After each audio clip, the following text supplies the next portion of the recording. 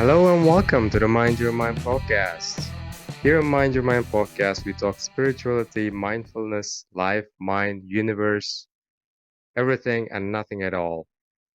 My name is Ozan, and this time Hannah is very busy with her wedding, but don't worry, I'm here with our newest surprise guest.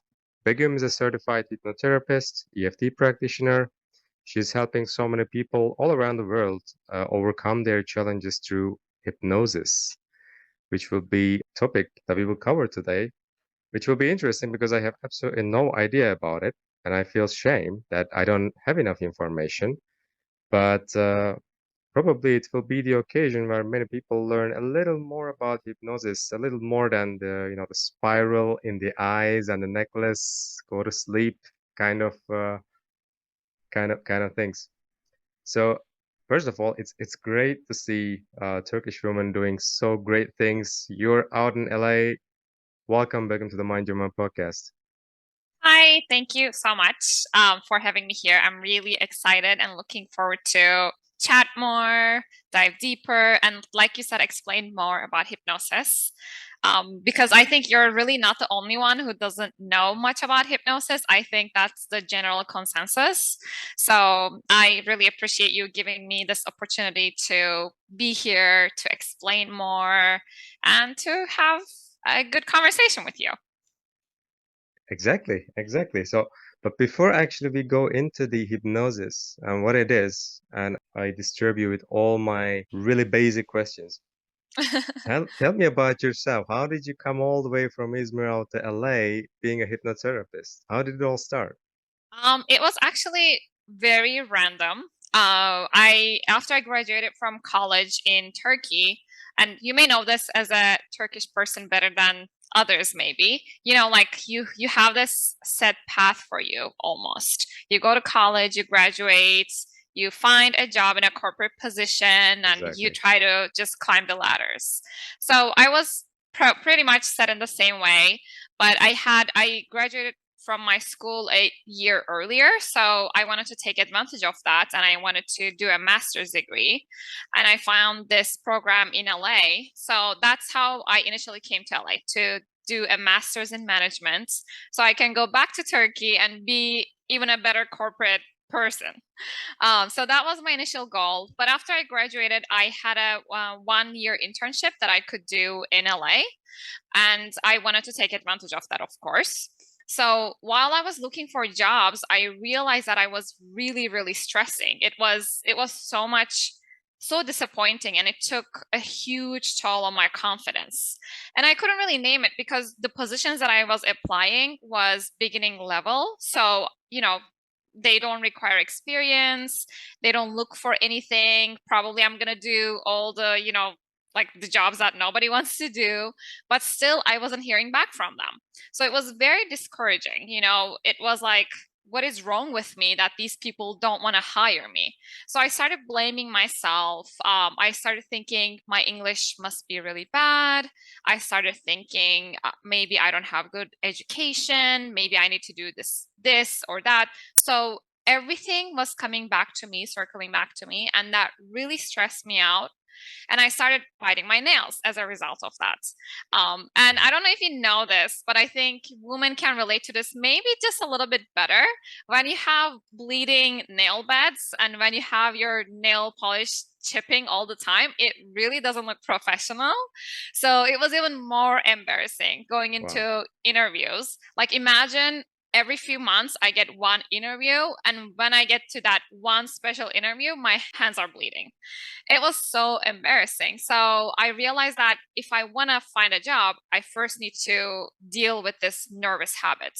Nail biting is a nervous habit that many people do when you feel really anxious and really uncomfortable. It's kind of coping, which I didn't know at the time, but I realized that it was a problem.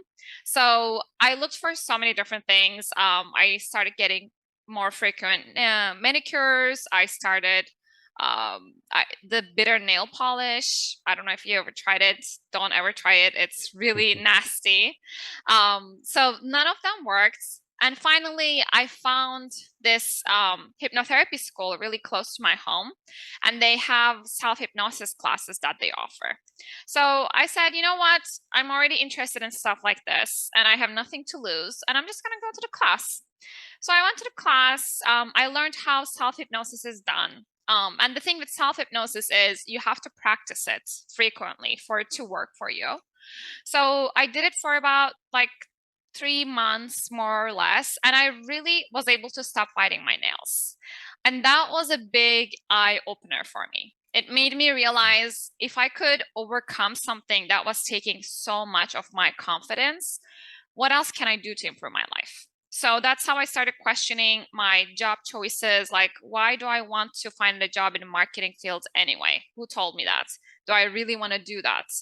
And I ended up going to the hypnotherapy school, which was a year-long program. It's actually a very prestigious school in where I am, in especially US. And they also have a 6 months internship. So I also did that. And at the end of that whole program, I had a whole different perspective towards myself, towards what my purpose is. I realized helping others is so much greater importance than just working for money or working and doing things that I'm not sure if I even like doing. So I ended up starting helping people. And when you start getting into things like this, that's how you start learning more about different subconscious modalities. That's how I learned about EFT. That's how I learned about breath work. It just keeps evolving and growing more and more. So here I am now doing hypnotherapy, EFT, breath work. I also recently started to volunteer for the suicide prevention hotline. So yeah, I like helping people. I'm almost glad that you were struggling with your nails and everything. Yes, same. That's always how it starts, right? Like you have a problem and how you solve it, that becomes your purpose to actually help others overcome their challenges as well. And boom, actually you realize many different challenges can be solved by, getting into the mind and opening up and looking in and then solve it. So many stories go like this actually. But you chose hypnosis. It's very actually different than many others. We in this podcast we cover so much with meditation, also affirmations and so on. Hypnosis is the first one. How does that work? What happens in a hypnotherapy session? So if you're like many people, you probably think that hypnotherapy is what you see in a movie, like the movie. Have you seen the movie Get Out or Hypnotic? Yeah. Okay, so like the teacup thing, or they have like cues that drops you back to that hypnotic state. It's nothing like that. So I want to first clarify that because I think it's really important to understand first what it is. Because it's something very, very natural that we already experience it during the day multiple times. To give you an example, think about that feeling right before you fall asleep at night. You put your head down to pillow, you're almost sleeping, your eyes are closed. You know that time when you may feel like you're falling down the stairs, or you fall down to the front right Oh before you yeah. fall into a deep sleep. Oh yeah.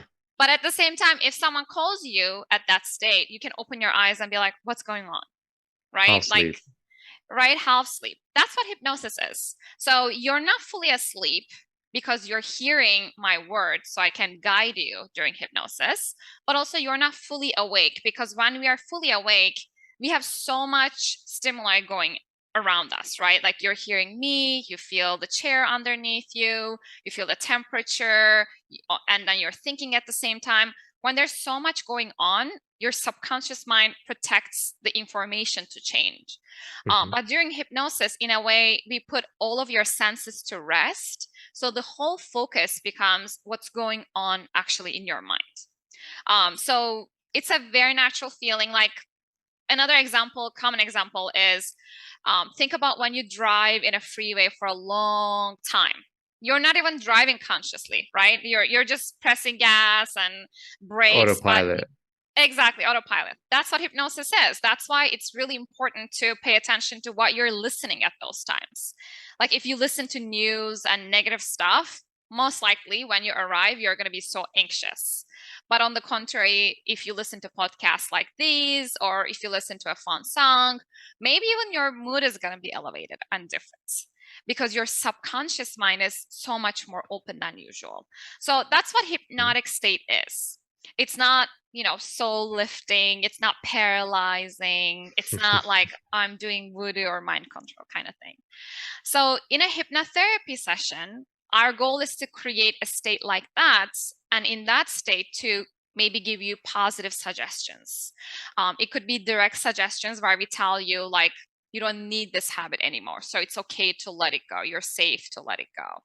Or it could be more indirect suggestions based on who you are. So it could be like kind of like storytelling. It could be metaphors. It could be imagery journeys that we take you through. And we create this hypnotic states, basically creating a deep physical relaxation in the body. So you may feel your muscles are heavier than normal, lighter than normal, maybe tingly and numb sensation. You most likely feel calm and relaxed. And also you feel really focused to my voice. So many people, when they're hypnotized, they won't hear anything else other than the hypnotherapist's voice. Sometimes they may even forget what the hypnotherapist said if they're really in a deep state. Those are all very common experiences that is felt during hypnosis. But Mhm. basically, that's about it. Some people think it feels like meditation, like a really deep state of meditation. And the truth is, actually, it's very similar in terms of how you feel physically. Like when they look at the fMRI scans between meditation and hypnosis, they see the same parts of the brain is actually activated during both of the states. Mhm. But it's also really different because hypnosis is a learning state. So it's not just about awareness. It's not just about calm, relaxed, or release. It's so much more than that. It's about discovering, changing, and transforming, kind of like a progressive and proactive approach. I'm connecting into to my own experiences, and obviously I've never been hypnotized. Maybe you will hypnotize me one day when I'm ready. Not yet, but maybe after this conversation, who knows? But I'm a huge meditator. Like I love meditating, and when I am a bit anxious or something like that, when I'm down, it really helps me. Sometimes I reach that state that I turn down the sounds, visual, everything around me, like the senses are gone. Hmm. And in one of my experiences, that what I realize is like that is these senses actually connect you to the present moment. And as soon as you don't experience them that loudly, then you reduce all the noise of the present moment. You feel like you're disconnected, but you're actually more connected to the entire universe than you actually are. So it's a really interesting state to be in. And but of course, to reach that state, I do like 45 minutes to 1 hour meditations, which is quite long. But Hmm. how do you make me go to that state through hypnosis? Are you using necklaces and watches or not? No, no, no, absolutely not. And I agree with you. With meditation, it's also very possible to get to a state like that. And many deep meditation practitioners actually do that. And I first of all, I really agree with you. Like when you disconnect with the world around you, you actually see the core of yourself. And you see that at the Yeah, core, none of the things that have been bothering you really matter because you just go to that self that you had since you were a little baby. Like think about a baby. For a baby, there's no habits, there is no, wrong or good or bad emotions, there's no good or bad habits. It's just a pure soul that just goes based on instincts. yeah, So when you delete all those environmental cues, you go to that core. And that's when you realize, that's when it becomes easier to let the negative go, let the habits go, let the whatever it is that you're dealing with. So I agree with you. First, I wanted to say that. So we do that with something called, first of all, hypnotic induction. So hypnotic induction allows us to, first of all, get your attention. Second of all, change the way that your mind processes stimuli, like the environmental cues. And it also helps us to get your 100% focus. So hypnotic induction usually sounds like a verbal direction. So I would tell you, maybe there's a very common hypnotic induction called arm lifting, for example.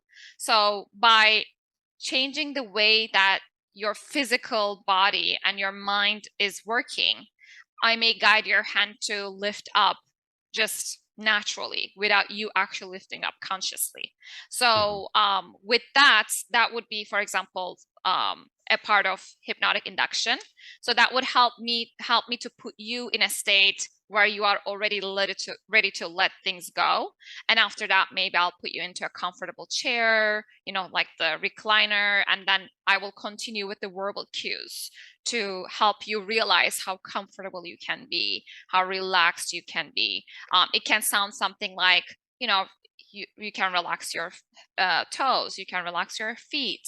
It's okay to let your arms go, maybe realizing how your breath is changing, like verbal cues to kind of find you where you're at. So like maybe I'll start with where your breath is. Maybe it's going to be an intense breathing at the time for many people. And then maybe I'll say, now maybe it's okay to calm it down a little bit from an intense breathing to maybe just a little bit calmer. And then maybe we'll go even deeper from that. So it's mostly verbal cues. It's not pendulum. There is not really a touching involved most of the times, unless someone is doing a different induction. But most of the times there shouldn't be any physical touching or anything like that. I would basically get your focus with verbal cues and the directions that I'm giving to you. And you would be following my directions to allow yourself to be in that state. Actually, you are conscious, but you're not too conscious. But can you reject those affirmations or whatever it is? Can it backfire? Is it possible? So you're conscious the whole time, actually. It's never that you are unconscious. You always hear what I'm saying. So if you don't like the things that I'm saying, you won't take it in. Or you can even open your eyes and tell me this doesn't work for me or something like that. And you can get Nobody, back anytime. You can yeah, speak anytime. exactly. Exactly. You can speak. Sometimes we even ask questions like, tell me what you remember about that time, or I can ask something like that. Speaking doesn't necessarily mean that you're not hypnotized. You are hypnotized even in, like I said, natural day events. Like think about when you're driving the car, you can still talk, right? But it doesn't mean that you're not in that state. So think about that. Many people will explain it like when they speak in hypnosis, it's like they can hear themselves, they can hear me, but they feel like they're in the parallel of what they're feeling right now. If that makes sense. It's kind of complicated. I feel like you have to be in that state. Experience. But you're conscious the whole time. So I can't make you do things that you don't want to do. That's why hypnotherapy is not 100% successful in everyone, right? If you come to me saying that my wife wants me to do this and I don't really know, but I'll do it because I don't want to lose her, I can't really help you because you don't want to do that thing. And I can't make you do things that you don't want to do. Or sometimes people come to me, they think they're ready to change, they want to change, but they're not subconsciously there yet. So I may give them suggestions, we may work with them for a few sessions, but we may see little to no change because change also comes with consequences. Like some people have those qualities embedded in their characteristic.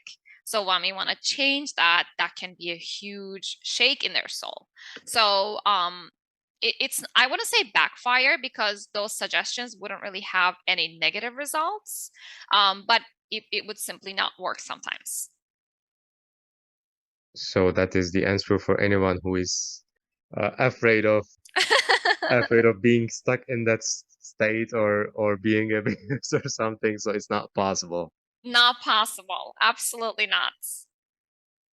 but the conversations you're having with the person in that state, they go deeper than our usual life. So if you're speaking normally, or if you're speaking during hypnosis, then it's more effective than actual conversation because it goes deeper inside the mind. Kind of. For I want to say conversation to begin with, because it's not something that we do very frequently. I would say Hmm. about 10% of my clients I would have them talk, because they can go a lot deeper if they're not talking. Another thing is that the depth is not really important when it comes to hypnosis. For Hmm. example, depending on what issue that we're working with, we may actually want them to be in a lighter state of hypnosis, so these can also stay in their conscious mind for a longer time. Hmm. For example, if I'm working with someone to quit smoking, I would have them in a lighter state. So even after they leave, they can leave with all the negative things that I told them about cigarettes. Hmm. But at the same time, if I'm doing hypnoanesthesia to someone, I'll probably take them into a really deep state of hypnosis, so they really dissociate from their body. So they hear me, but they don't feel it physically. With talking, though, I would only do it in the cases of past life regression, or if I'm taking them into a memory from the past. If I really need to know what's going on in their mind, that's when I would ask a question. And it would most likely still take them deeper, because my question would prompt them to think and go even deeper into that memory or into that image. So they would be more curious about that image specifically rather than what I'm saying, if that makes sense. It makes sense, but it raises a bit more questions to me. You mentioned you mentioned past life. Hmm. How does that work? Can you figure it out during hypnosis? Hypnosis is actually one of the most common ways of doing past life regression. And I do past life regression to people who believe in reincarnation. So if you believe in reincarnation, you believe that your soul comes into this earth experience multiple times, Hmm. or maybe it's your first time, I'm not sure, but basically your soul, your body can die and disappear, but your soul is an energy, right? It stays in this world, because for the soul there's no space, there's no time, it's just an eternity ray of energy, Hmm. basically. And it just takes different forms of body, different forms of shapes. So it can be important for some people to know about their past lives if they're having significant problems in their life, right? Some people have unexplained issues that they have no idea where this is coming from. So in those cases, when we do past life regression, we can bring resolution to those problems sometimes. Um, so yeah, it's an interesting concept. Unfortunately, it's not proven. That's why I only work with people who believe in reincarnation, or else it turns into just raising more questions for the person, and I don't think it's effective then. But Dr. Brian Weiss, who was a very famous psychiatrist, made this a very famous topic for so many people. He has three famous books. And in his books, he talks about how he used hypnosis in his practice as a psychiatrist. And one time he was hypnotizing one of his clients, and his client randomly regressed to a different life during the session. She started talking about a different self, different life. Hmm. And then in one of his books, he wrote about these experiences. So this became a bestseller book, and it is a big thing in America. So people are like, I read the book and I want to know my past life too. Marketing for you, huh? Oh, yeah. But at the same time, like I said, it's a catch. If you're not 100% on reincarnation, you're not going to have a good experience. Yeah, I mean it's a tough topic, you know. I'm a man of science. I Hmm. used to explain everything through science, and now that's also what I'm trying to do. I'm touching these topics that many of my, let's say, my colleagues would call BS. I want to try to understand how that works, and the more I read about these things, including reincarnation, including hypnosis and everything, it's like many of these are not proven. Yet, how can it be proven? How can it prove such a concept, such a reincarnation? It's like proving there is a hell and heaven. How can you do that? It's impossible. Like science is not in that level yet. And who knows, maybe a thousand years later, what we will have, what we won't have. We don't even know. We can't even see further inside our own universe. You look at the stars and you're seeing like how they looked billion years ago. You don't know how they look right now. So don't reject it before you try it, I would say. I get your point that you at least have an open mind on that this works. There is this possibility that you are reincarnated from something. So I think the open mind is, as far as I understand from what you say, it's kind of prerequisite to having any session like this on. Don't even bother if you don't. Absolutely. Even with hypnotherapy, sometimes people come to me like asking very like specific questions about how everything is gonna go. And I think I do a good job explaining hypnotherapy before we even start everything. Everyone, to all of my clients, I explain. But if someone is really asking very, very detailed questions, most likely they're trying to rationalize hypnosis experience. And that's just not going to work because it's not a rational experience. It doesn't make sense. If it made sense, everyone would benefit from it. If we knew everything, every detail, every mechanism of it, 100% of the people would benefit from it. So when people question that much, they actually block themselves from having a better experience because it's all about letting go and trusting and believing in the process. It's kind of like some people call it placebo, some people call it perception change. We still don't know 100% what it is, but we know that there is huge amount of cases that it could be helpful. So I think we're working mostly based on that. So I think it's much more clear now how the hypnosis works and stuff. What kind of challenges do you help people to solve? What do you have commonly, and what was the most interesting things that you had when you help your clients? To be honest with you, we help with really interesting things that I wouldn't hear as a non-hypnotherapist, because since it's hypnotherapy, people feel like it could help with the weirdest things too. But the more I start working with these interesting things, the more I realize it's actually not that interesting and it could be really, really common. With hypnotherapy, we can help with so many things because essentially we work with the subconscious mind that holds the core for your any and every behavior that Hmm. triggers anything. So my areas of specialty are mostly anxiety. I help people with anxiety relief. I help people increasing confidence and self-esteem. I also work a lot with medical issues. So I may work with things like pain management, arthritis. I may work with the immune disorders like alopecia. It could be gut issues. Hypnotherapy is really helpful with gut issues, actually. Hmm. So I also work a lot with medical things. But the spectrum is huge. There's a huge area of fears and phobias that we work with. We can work on the relationship issues because you learn about how you relate to people in your childhood, right? So if you have a toxic pattern or belief there, without resolving that, you're just going to repeat the same pattern. And you're going to wonder, why am I not finding the right person for myself? So it could be relationships. It could be sleep problems are really big. It could be things like depression. It could be even other psychological problems that we can work with as long as we have the person psychotherapist involved. So it's a range of issues. It could even be cancer patients. We can help them to deal with the side effects of chemotherapy better. It Hmm. could be anesthesia. It could be fear of dentists.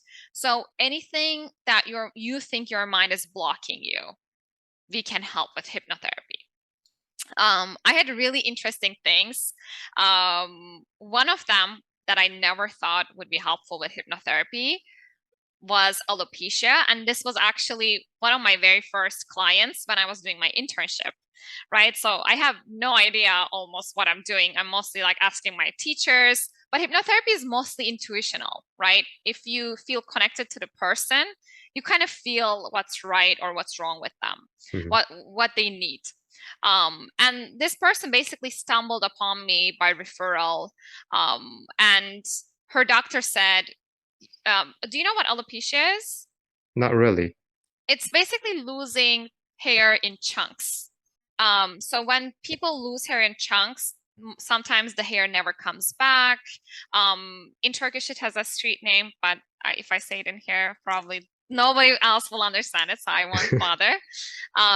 But once you lose these hairs in chunks, you basically start to become bald. And in the worst cases, people even lose eyebrows, all the hair in their body. They'll just go hairless. Hmm. And they found that this is basically your own immune system attacking to your own cells.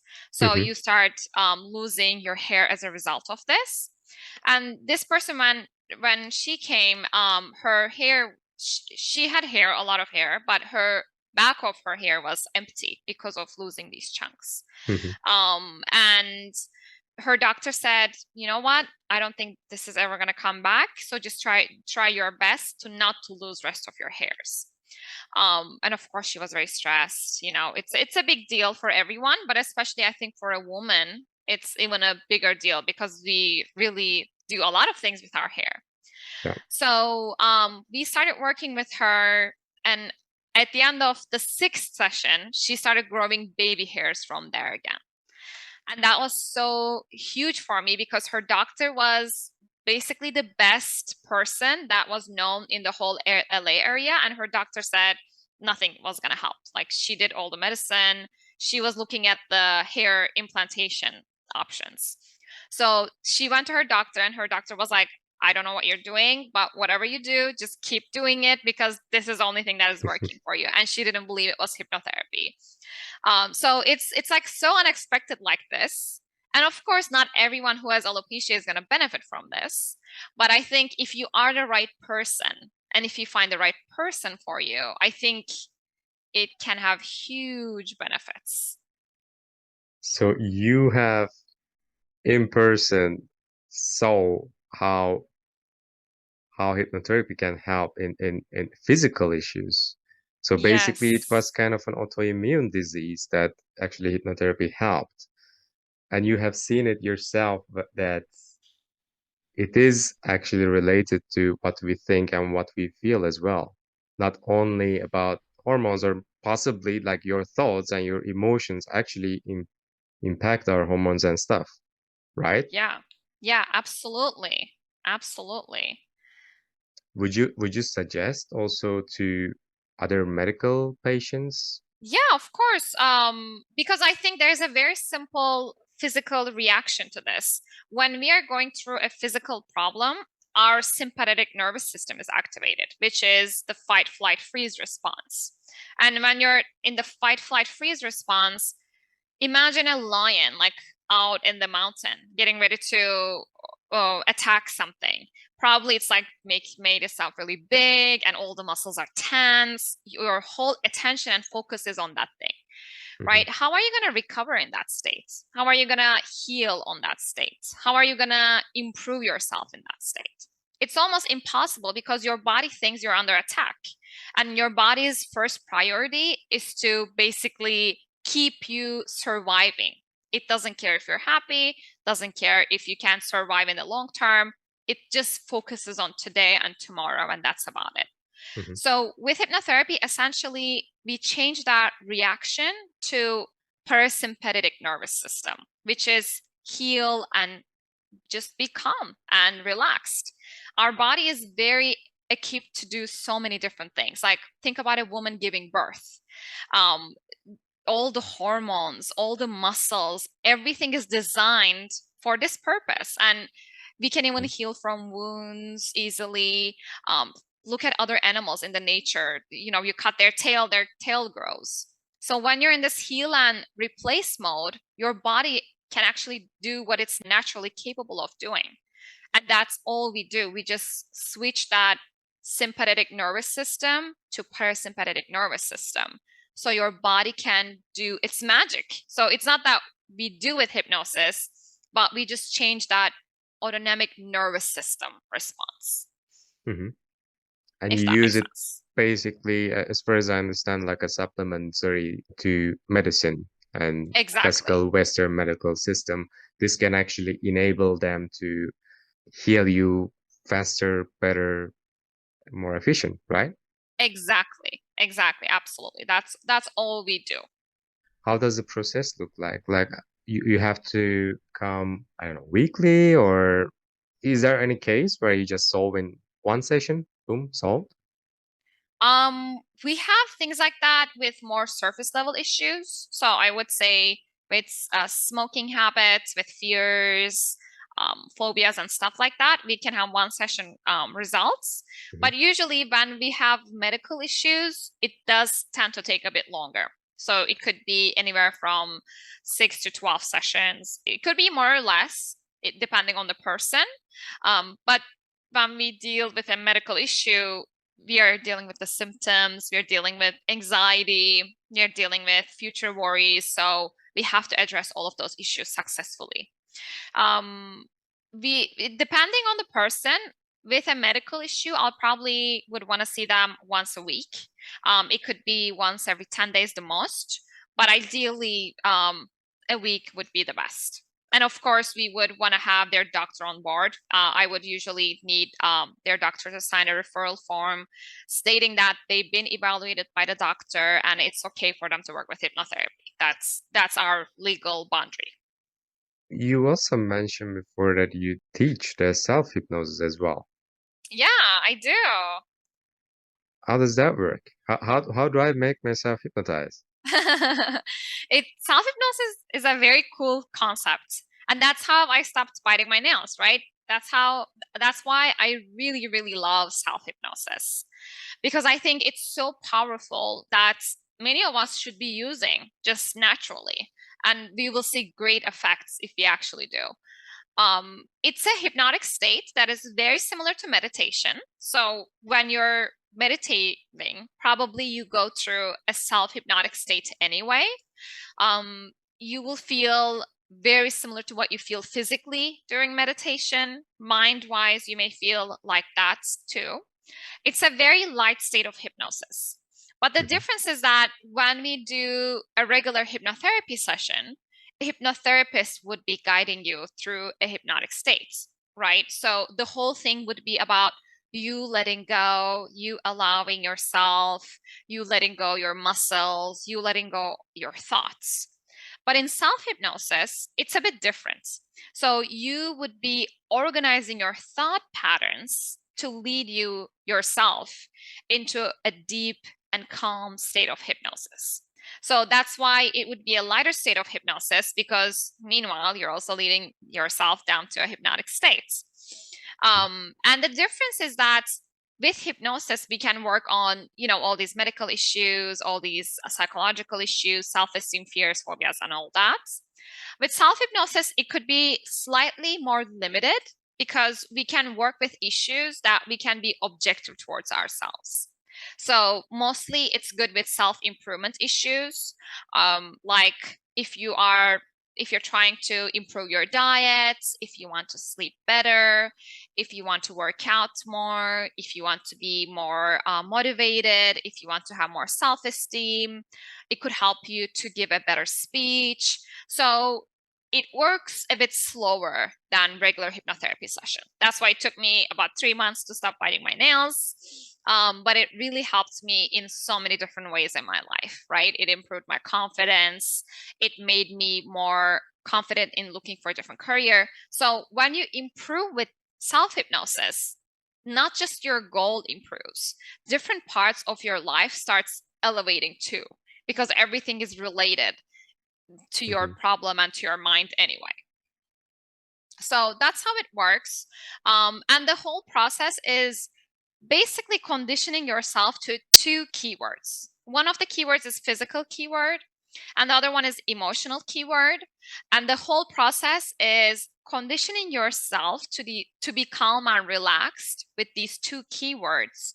So as soon as you hear these keywords, they allow you to be more relaxed and calm.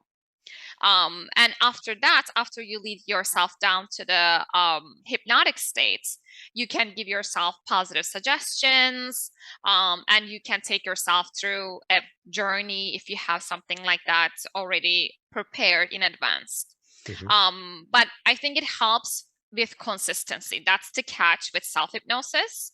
You have to be consistent. You have to do it at least 5 times out of the week for it to work, because the constant repetition, constant conditioning is what really gives you the results. So that, I would say, that's kind of like the catch with self-hypnosis. But if you're patient, it does wonderful things. And it's really goal oriented. I still do self-hypnosis to this day.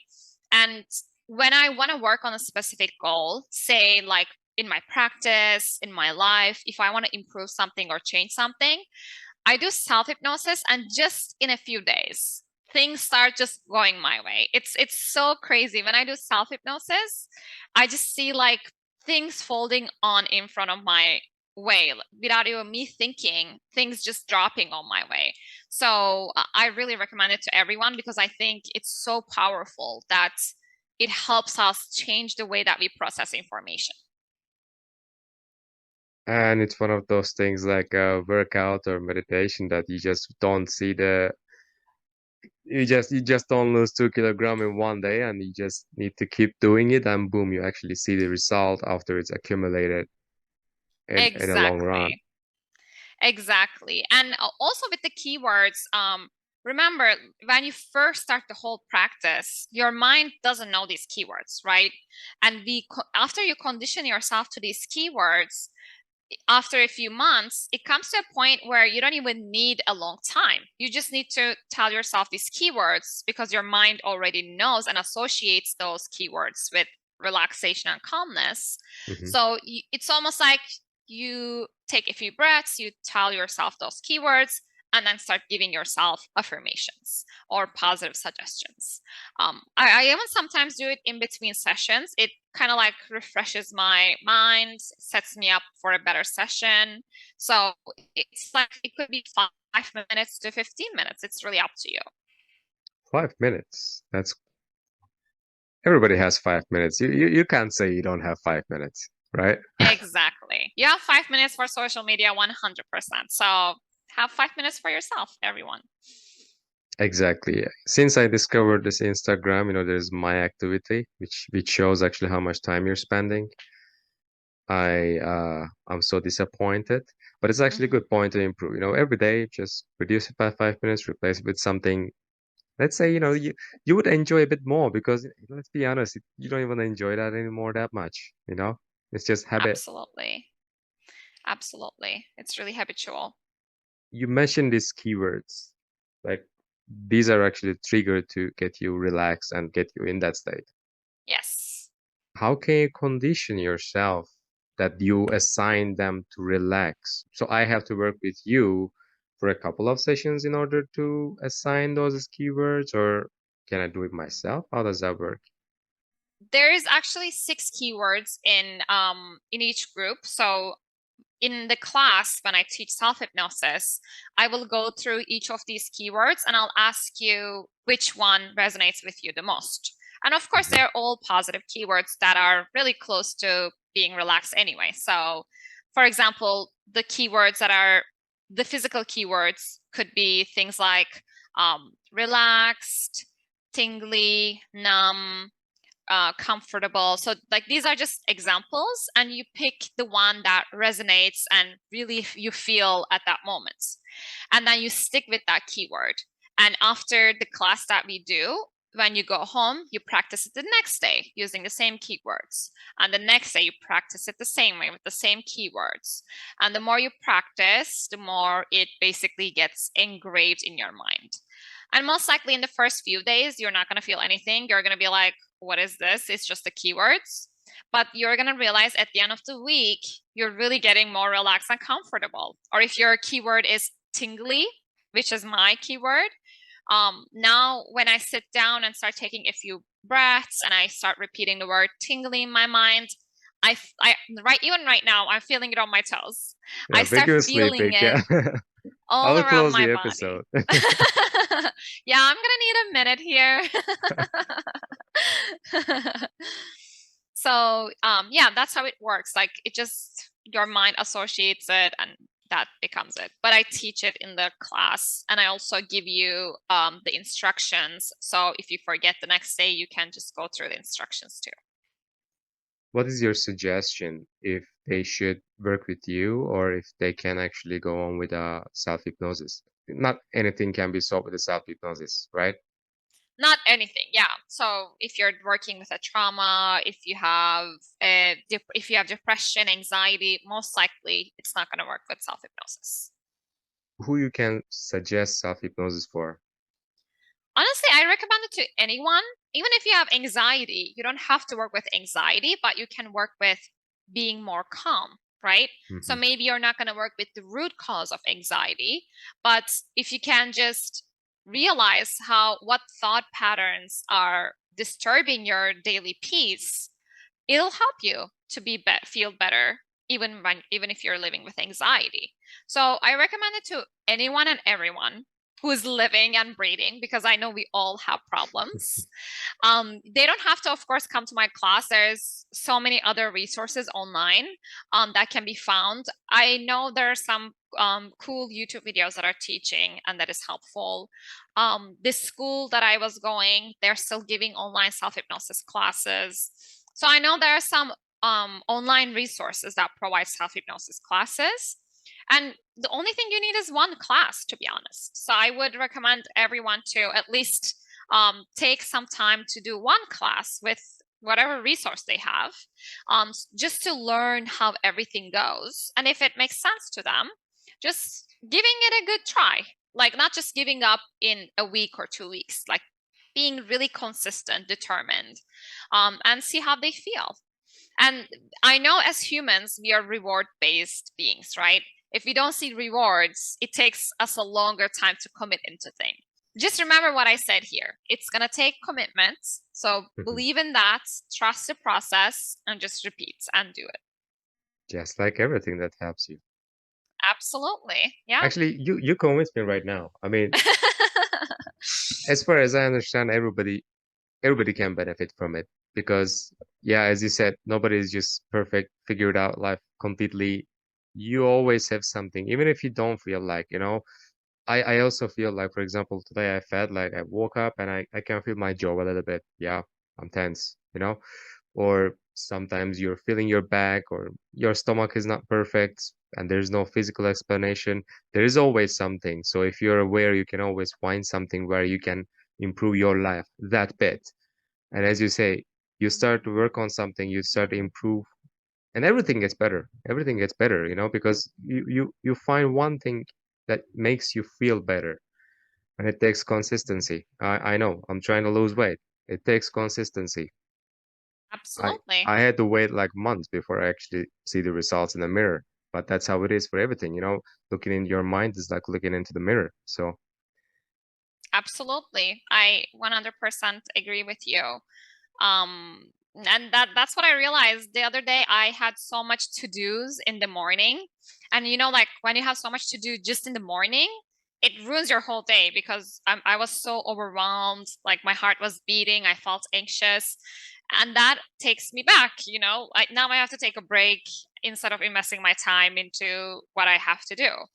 So instead of being more anxious, I did self hypnosis in the morning when I felt my heartbeats really going crazy. And it was like, I just woke up. I felt so refreshed, so clear. And I'm like, you know what? What is the most important things that I have to do today? So it gave me so much clarity. And I realized if you asked me that morning, I would tell you I have nothing wrong with me. Everything is fine. But in reality, I had something if I paid attention to my cues, physical cues, verbal cues. And after that, it just went better. So I agree with you with that too. you convinced me. I'm gonna give it a try. I'm glad. One more person. One more person, and maybe even more, whoever is listening. So, Yeah, whoever is listening right now, how can they get in touch with you or learn a bit more about what you're doing if they're not ready, but they want to know a bit more, follow you? Yeah, of course. They can follow my social media, even though I'm not so big on social media, and that would be hypnotized. Or they can visit my website, and I have a lot of information there. I write blog posts weekly. I have my email address and phone number there, and that's www.b-hypnotized.com. Will be somewhere in the description. Yes. Begum, it was a really nice conversation. So it was very interesting for me. It's very new, still digesting all the information, but I at least got that level of curiosity and openness that I want to give it a try. So definitely I'll be contacting you after this one, and I hope that some other people will too. Even if it's not you, just think about it. There's this thing, to get connected to your mind in a better way. Yeah, absolutely. And I'm glad that you are looking at it more open-minded now, because I think even if it's not now, maybe in the future with something else, it could benefit you. So it's good to be open-minded. So, and it was very nice chatting with someone who is so aware of himself and his mind. So I really appreciate this conversation. Thank you very much, Begum. So you have to watch me in the pitch black right now. I'm all the way in Budapest. It's getting night, and I forgot to turn on the light, and I just dived into the conversation. I didn't realize how dark it was, and I I hope you see drank you. your morning coffee now. So, Yes. but look, thank you very much. Uh, Hopefully, more people know a bit more about Hypnotize, and they will get in touch with you or whoever else will give it a try. So I appreciate you being with me today, and let's keep in touch then. Sounds good, Ozan. Thank you so much. All right.